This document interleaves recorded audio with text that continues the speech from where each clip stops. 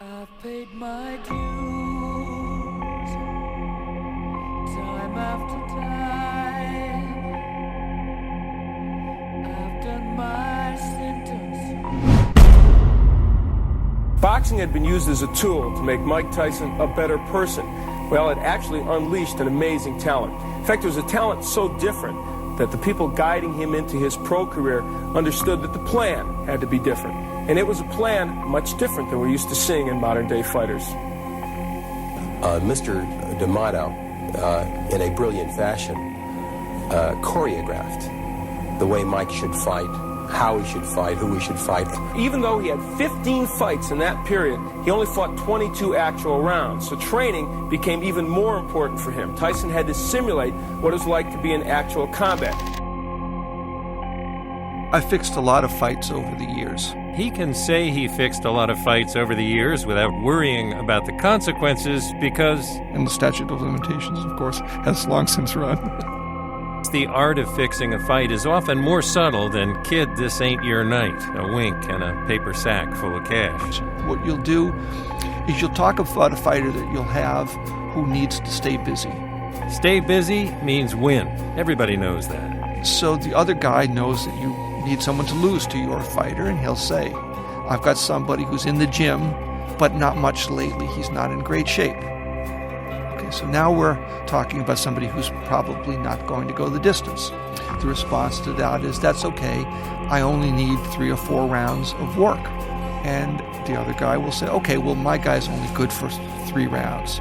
And you can fine-tune without ever saying, I want this fight to be fixed. But the fight is as fixed as it can be, and you will get exactly what you want. I don't think it's widely known.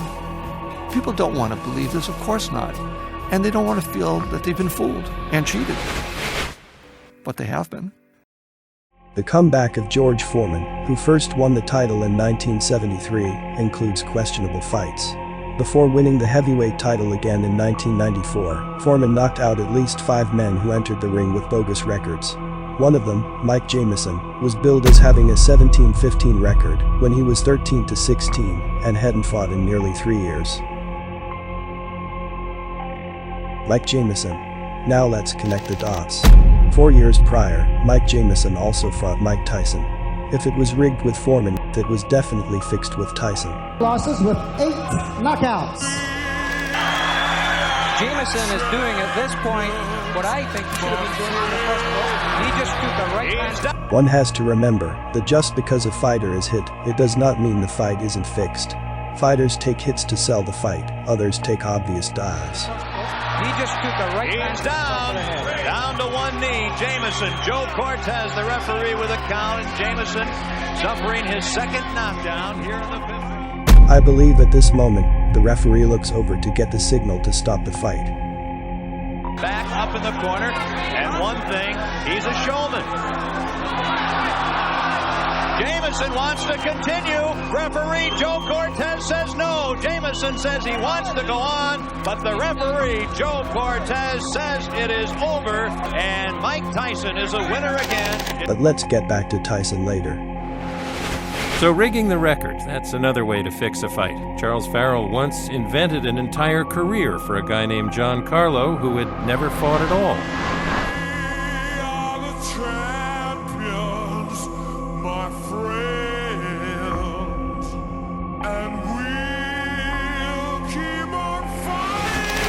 The fight's ruled a technical draw. If it happens after the end of the 3rd, they go to the scorecards. Defeated King of Beers and fighting out of Atlanta, Georgia. She weighed in at 133 pounds. Her fine record stands at 15 wins, only 1 defeat, with 8 wins coming by way of knockout. Introducing Bethany Sweet Brown Payne. The date was November 9, 1996, and a chance for women's boxing to shine. The fight was a televised pay-per-view featuring Bethany Payne versus Christy Martin. As Payne entered the ring, they announced and posted on the tail of the tape that Payne donned an impressive 15-1 record. Where that bogus record came from for Payne is anyone's guess. But it didn't take long to see this female did not have any idea how to actually box. In a Miami Herald article that WBAN posted in 1999, writer Ken Rodriguez, who wrote an article about the seamier side of women's boxing, had Payne included in this disturbing report. Ken Rodriguez wrote the following in that 1999 article. A mysterious woman from Atlanta appeared in the MGM Grand Boxing Ring in Las Vegas 2 years ago, a shadowy figure amid sparkling lights. She was tall and thin and went by the moniker Foxy Brown, and that should have given fans a clue. On paper, Bethany Foxy Brown Payne looked like a champ. 15 victories in 16 fights, the ring announcer said. But the woman inside the ropes, awaiting the biggest female fight in history, was a former prostitute, a stripper who had never fought before. Within minutes, Payne was hammered by Christy Martin, reigning queen of women's boxing, and disappeared into a haze of smoke and neon. 1.6 million homes witnessed the first-round technical knockout. Women's boxing is propped up by a host of Bethany Payne's opponents who can't fight a lick. Some are hookers, many are exotic dancers, most are looking to make quick money, added Rodriguez. Rodriguez said Christy Martin made $75,000 for beating Payne. According to Fight Facts Incorporated, keeper of all professional boxing records, Payne had never before fought in a sanctioned bout. Payne had trained for a whole 2.5 weeks before fighting Martin. This is one flash from the past fight that any and everyone would like to forget ever happened on a big televised card.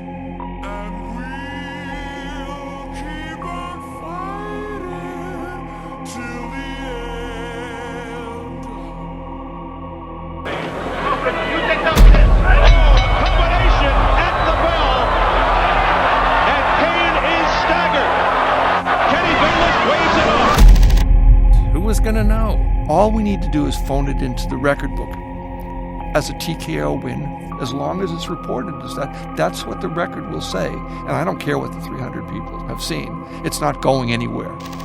Foreman also knocked out one opponent who fought under multiple names.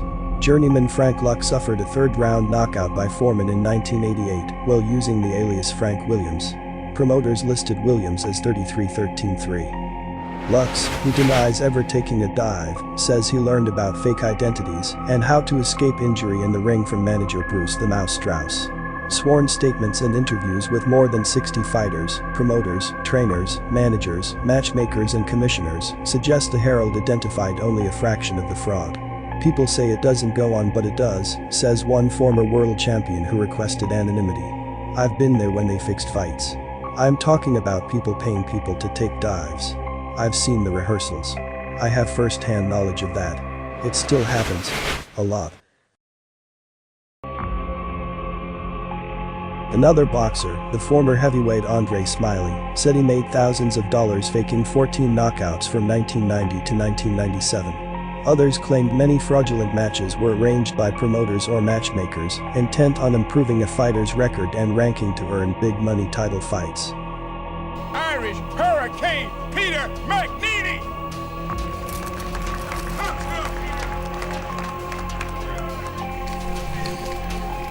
Keep laughing, keep laughing. Real funny, huh? If any one of you doesn't respect me, or what I'm doing, or what I've been doing for the last 3 months since it was been announced, going against a guy like this, you have a big dump in your pants. Make them soon, because remember what happens when I wrap you in my cocoon. And then Vin Vecchione. Vecchione had no money, so for a while, was bankrolling what they were doing. I was bringing McNeely and Vecchione to New York for various things, and I was making fights for Peter. So I bring Vecchione to Al Braverman's office, who's Don King's director of boxing, and we work out a deal for McNeely to be Tyson's first opponent, which is a completely win-win situation for everybody. I'm just happy to be here. Everybody's made their statements. McNeely had a cute statement. I get a phone call, and he said, look, somebody thought I should give you a call to let you know the fight won't go, it's not going to go 90 seconds. It was, it was $1 million bet, and the fight's not going to go 90 seconds. Somebody thought you might be interested in that. Stop that nonsense, because they were starting to butt heads. Oh! Tyson with a left hook right up, and down goes McNeely again. McNeely's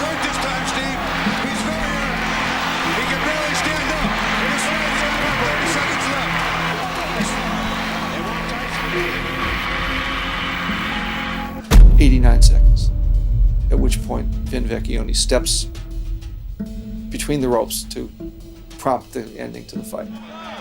That was not correct. That was not correct.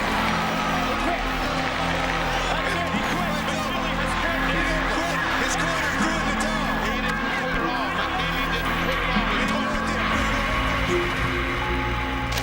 Vecchione, who really had this thing figured out, understood that it was crucial that there be no finding of impropriety, because Tyson was the machine on which boxing ran, by far the biggest earner in the world. And you know, when he fights in Vegas, they generate $1 billion in added revenue. You know, I got knocked down. The man's quick, he hits hard. The second knockdown, as the film will show, I was shaky and I slipped and I fell on the rope. You see the, hey, you see the fit, look at the film. Just look at the film, look at the film. My knee buckled without even getting hit. Look at the film. That was a nice little right hand, but it didn't land with a huge amount of crunching force. Let's look at it. The right, keep your eyes on the right hand of Mike Tyson. Now he's in a perfect position to come back. Whack, and you see he's turning his head as he got hit. But it was enough to stun him, and he kind of tripped over Mike's feet as well. Interesting quote. Mike Tyson was the machine on which boxing ran. With that being said, let's look at a few of Tyson's fixed fights. But don't blink, because you could miss it. A low right from Young.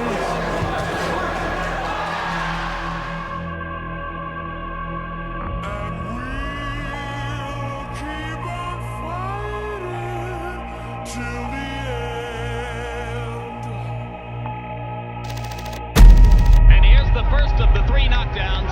Here we see Alex Stewart dropping his hands to give Tyson a clear hit. Notice he turns his head to follow Tyson's punch. This is how to lessen the injury.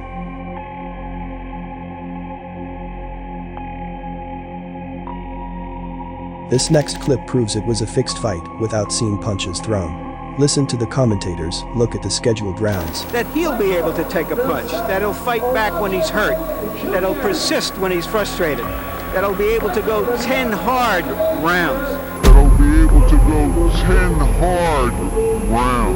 His expectation tonight is to beat Mitchell Green, but Mitchell Green, like him, is off the streets of New York. Can be learned in talking to some of the people he fought. Look at here. Just laughing at him.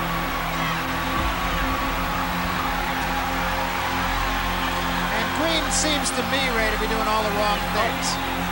That's very good body movement. The fight is scheduled for 10 rounds, and it goes 10 rounds. Tyson says he didn't want to knock him out, but that's only because it's scripted to go the full 10. Looking at the footage, Mitch Green is doing a lot of holding and wasting time.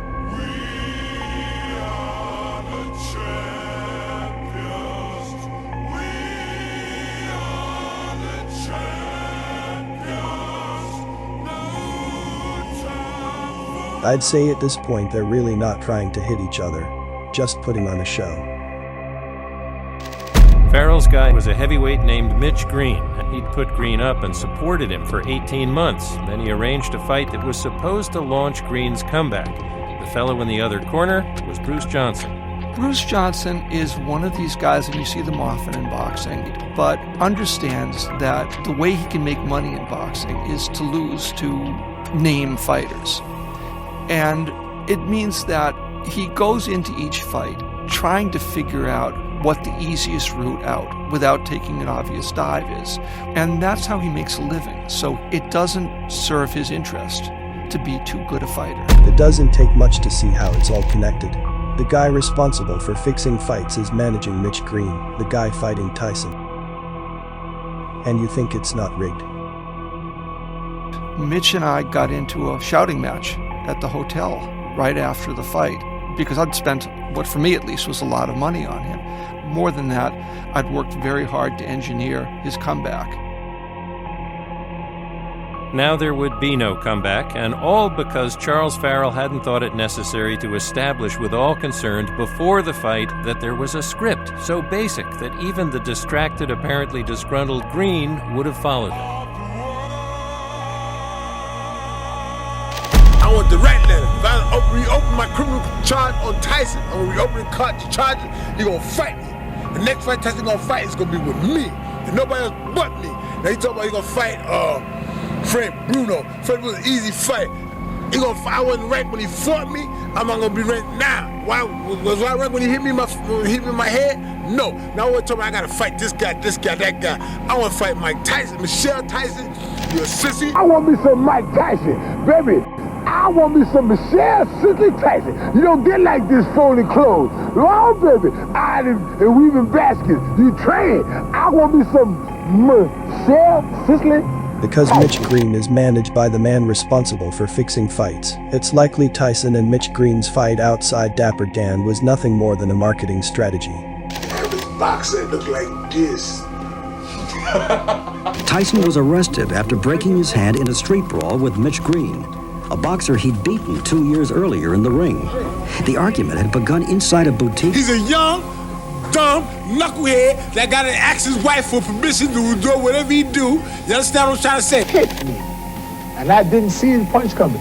And he did not knock me down or nothing. I saw him do like this and run. He ran. I personally believe the black eye Mitch Green received was caused by someone other than Tyson, but they used it as a tool to generate interest in a second fight between the two. Are you going to file criminal charges against Mike Tyson? Normally, in a situation like this, I don't win for him, but why do that? Just say don't get mad, get even, so do it the right way.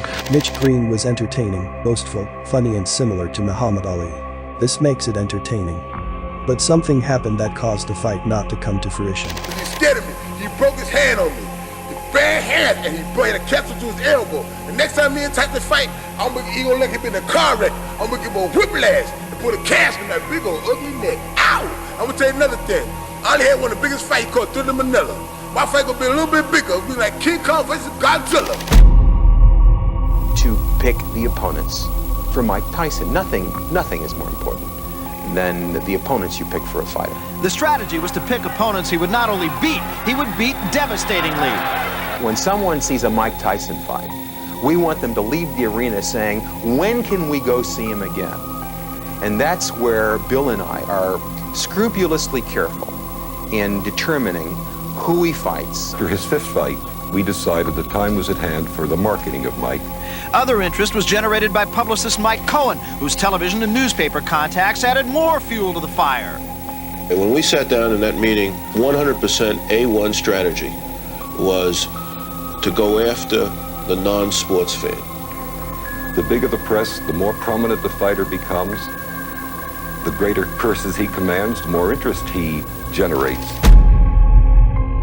These fights can and do look very realistic. But let's point out some obvious fakes. He's taken 2 counts. 3. It's all over.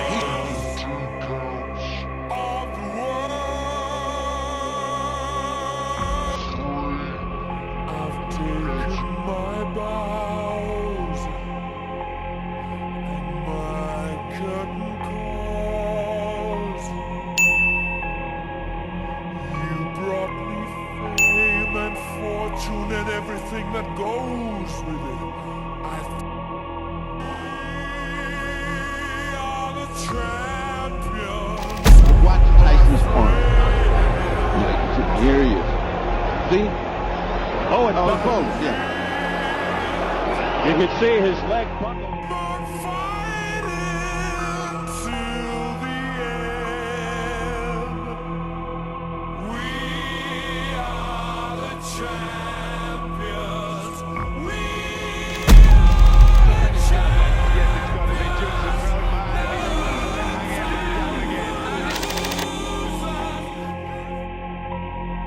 Tyson misses an uppercut, and the opponent makes a motion as if Tyson hits him in the stomach.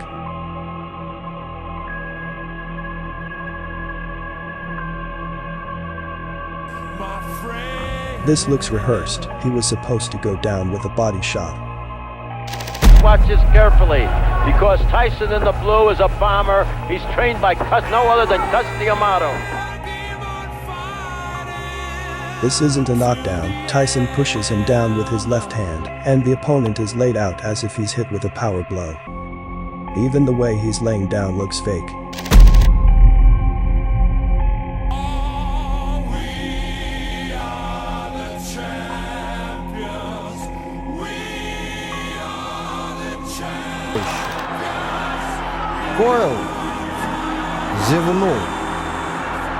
In this moment, Tyson acts as if he's enraged. But you can clearly see he wasn't trying to hit the other boxer. Watch as he pushes the other boxer's head down.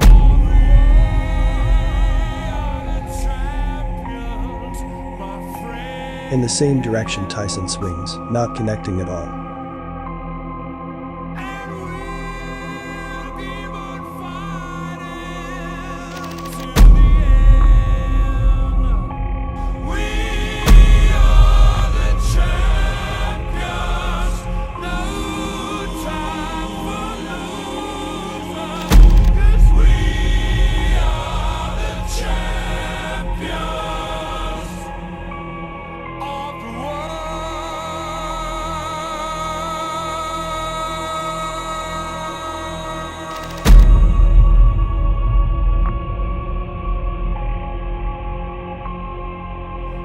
Taken my bows and my curtain calls.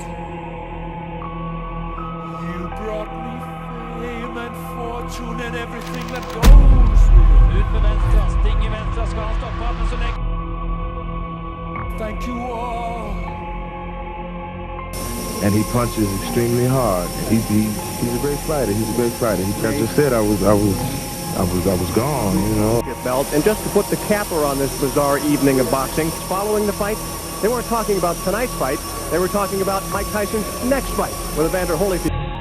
Yet again, Mike Tyson shocks not only the boxing world, but also the general public. His latest outrage came as he bit off part of Evander Holyfield's ear in their world title fight in Las Vegas this morning. This may be controversial and a little hard to believe, but it is my personal opinion that Mike Tyson biting Holyfield's ear was pre-planned. Although it's hard to prove, we could simply make connections to the scene and the things said. In the first fight.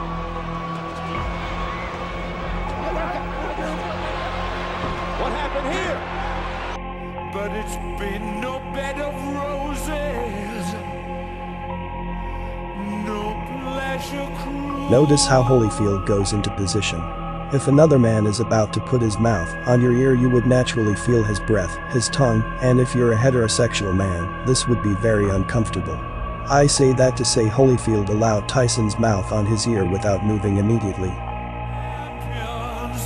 My friends, and we'll keep on. I was beating him, and he spit out the mouthpiece and bit me in the ear. Is that? How can he bite your ear with a mouthpiece? Spit it out of the mouth? He spit the mouthpiece out. He spit the mouthpiece out and bit me on the ear.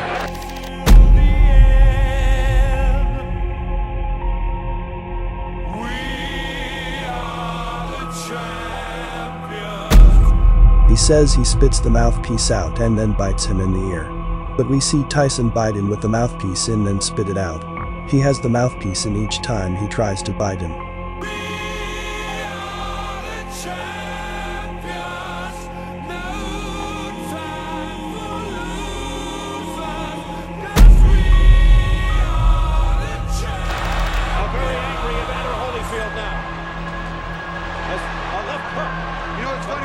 Mike was having his best friend again. He did it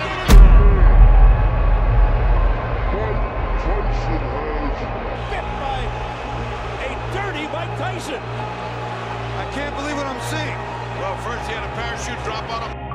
I find it strange, there's no blood on Tyson's mouth or around his face due to the bite.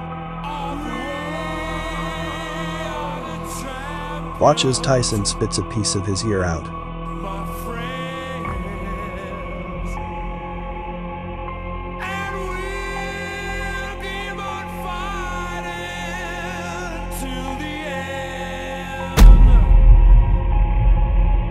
There should have been blood, but we don't see it. There's the ear. And then he spits the mouthpiece out afterward. Coming into the fight, the spotter told me, he said, "Oh, Evander, let me tell you something bad gonna happen." I said, "What?" He said, "Something in your facial area is gonna happen." And I said, "So," he said, "But you gotta keep your mind on God." So I tell my corner guy, "Now, it's something happen. You heard what the man said. You're gonna be responsible for that, right?" I said, "Now, Mike bit me." I said, "Now, I bit somebody too." And this guy back then, you doing it for a trophy, we doing it for $50 million. Yeah, okay? Yeah. Okay? Yeah. Doing it for a trophy, we doing it for $50 million. Yeah. Okay? Yeah. All through the 20th century and forward, they've placed the number 33 in very prominent places, with a strong connection to Freemasonry. The number is seen within a lot of staged events, scripted stories and more. From what I've noticed, whenever you see the number 33 you will find some deception. Look at the 33s from earlier, the fixed fight with Sheldon. He fought with a record of 33 wins and 3 losses. After Tyson bit Holyfield, what was the time when they stopped the clock? He got bit, I think. You guessed it. 33. Holyfield, look out, he's pushed right here, above us by Tyson. The champion of the world in this particular ambulance, and we can see him being taken to a local hospital where we're told that his doctor, who is a plastic surgeon, says that there will have to be some kind of treatment. There is Evander right there, who is circled with the baseball cap on his head. Evander, after the fight, said that he was... What happened to the piece of Holyfield's ear after Mike Tyson bit it? An MGM Grand employee spotted the piece of Holyfield's ear in the ring. Holyfield's team placed it in an ice bucket. Mysteriously, the piece of Holyfield's ear disappeared during the ambulance ride. Mysteriously, huh? Yeah, right. Most of the Tyson fights were fixed, the ones that looked real, to the ones we thought dived out of fear. It's all to build the character.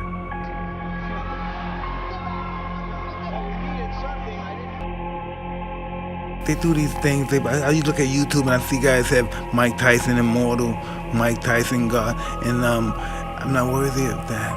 You are, Mike. Hey, stop. I know me. You can think what you want, but I know. Not for somebody to praise me and they say no.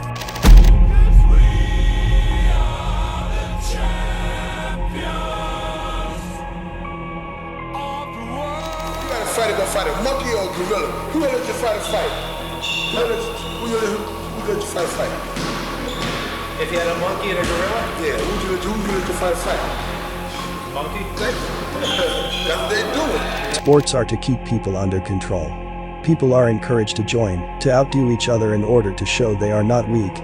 We can see how pitting people against each other in rivalries is common today in the form of religions, politics and sports. These 3 areas of humanity share the commonality of the divide and conquer method. Sports creates loyalties for one team or another, and people get really into it, demonstrating their loyalty. Competition is key for people to outdo each other. Domination and winning is present instead of cooperation. This plays out in sports and politics, even religious ideas where one religion is supposed to be better, and the true religion compared to the others.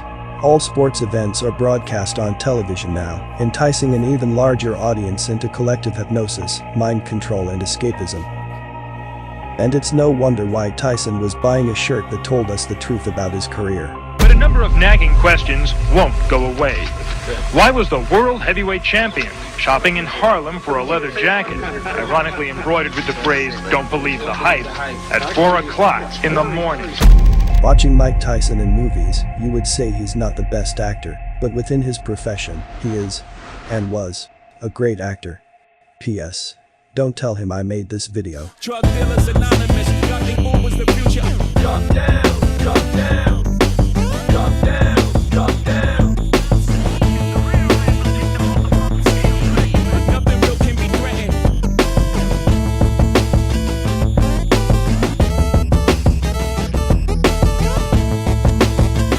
Counting with my right, whipping white with my left wrist.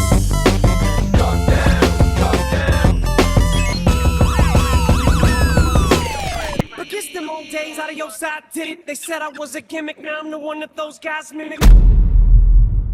You know, why you got to bite on my ear? The whole thing is that, you know, it's not real, you know, the whole thing is that, you know, it's not real, you know,